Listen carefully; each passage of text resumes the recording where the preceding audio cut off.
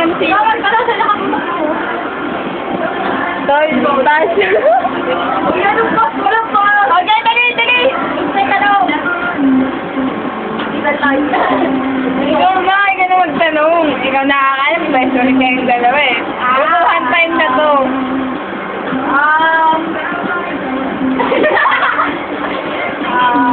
Teka ba, uy, kayo na mag-isip. Ano na lang, pili ka, Edward ka. Oo, Edward ka. Sana ka positive sa kanila. Tsaka negative din ah. Dali-dali lang kayo.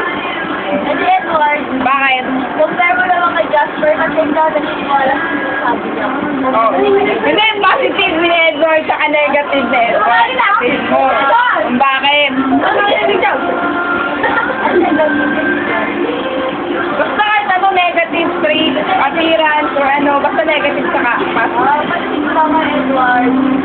Magaling ka sa pagkakalakan. Okay, ano? Magaling ka sa pagkakalakan. Oh, positive naman, positive. Yung positive naman po. For sure? Aba! Ikaw ba ko po? Aba? Hindi, ordinary na yun. Iba naman. Bakit? Bakit may pambalik? Pero may ano, may sabihin ako. Parang may sinoy. Parang may similarity si Jasper sa akin. Sa part na mapagawa niya. Diba parado naman yung kasama niya. Kasi hindi ko papansin. Papansin ko yun. Ano pong kwento yun? Ay, ano ba sa? Ah, barber. Oo, yun. Barber ka. Ano sila na example po. Basta maraming bagay kasi maraming kwento sa akin. Hindi po marami po kasi magbabago sa yung bahay. Pag sa bahay. Ano? Bahay. Ako, ikaw. Mausap mo ko na ito kayo. Kasi yung may ano. Tinatanong ko. Ikaw po. Ang sinay ko. Ang sinay ko. Kahit ano. Maliban sa mabait. Lagi na nga narinig yung mabait.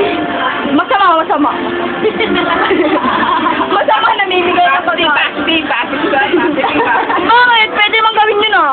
Positive. Para may iba. Ano? Sino matulungan?